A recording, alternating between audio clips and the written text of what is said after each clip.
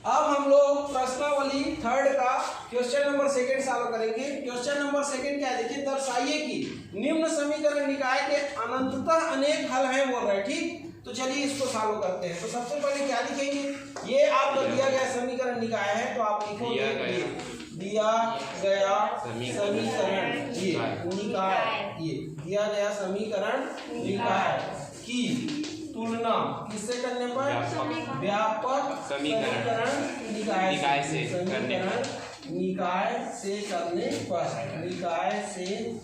करने पर ये ऐसे आपको लिखना है। ठीक, इसके बाद देखिए व्यापक समीकरण निकाय क्या है, a1x plus b1y is equal c1 और a2x plus b2y is equal क्या है c2।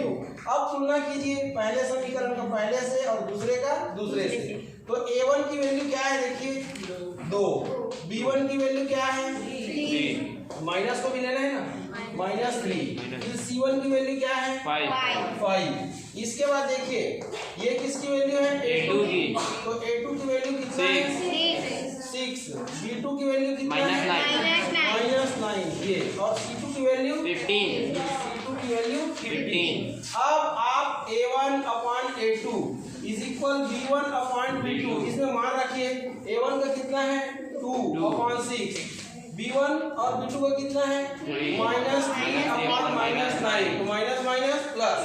अब देखिए इसको, ये 2 एकम 2 तिया 3 एकम 3 तिया, देखो 1/3 1/3 दोनों का बराबर आ गया, मतलब क्या दोनों बराबर है, इसलिए हमको c1 अपान c2 भी क्या करना पड़ेगा, ज्ञात करना पड़ेगा, है कि नहीं।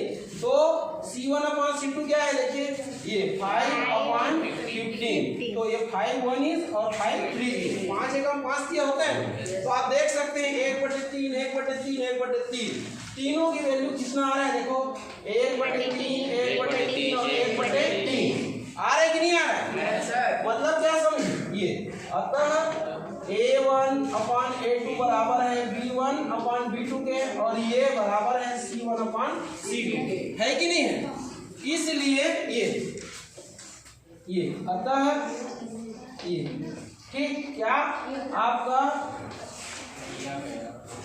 दिए गए समीकरण निकाय का क्या होगा, अनंततः अनेक हल होंगे। ठीक है, आपसे पूछा था ना कि क्या दर्शाइए कि निम्न समीकरण निकाय के अनंततः अनेक हल हैं। तो ये देखिए a1 अपान a2 b1 अपान b2 और c1 अपान c2 तीनों कैसे हैं, इक्वल है कि नहीं है। तो इससे क्या प्रूव होता है, इससे ये प्रूव होता है कि जो दिया गया समीकरण निकाय है ये वाला, इसके क्या होंगे, अनंततः अनेक हल होंगे। ठीक है, तो यहाँ पर आप लिख सकते हो ये ऐसा,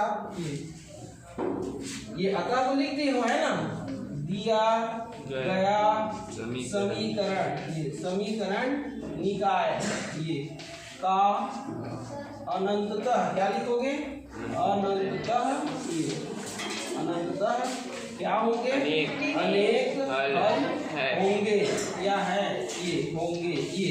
ठीक है, आ गया समझ में, क्यों अनंततः अनेक हल होंगे, क्योंकि a1 upon a2 is equal है b1 अपान b2 के, और ये इज इक्वल है c1 अपान c2। ठीक,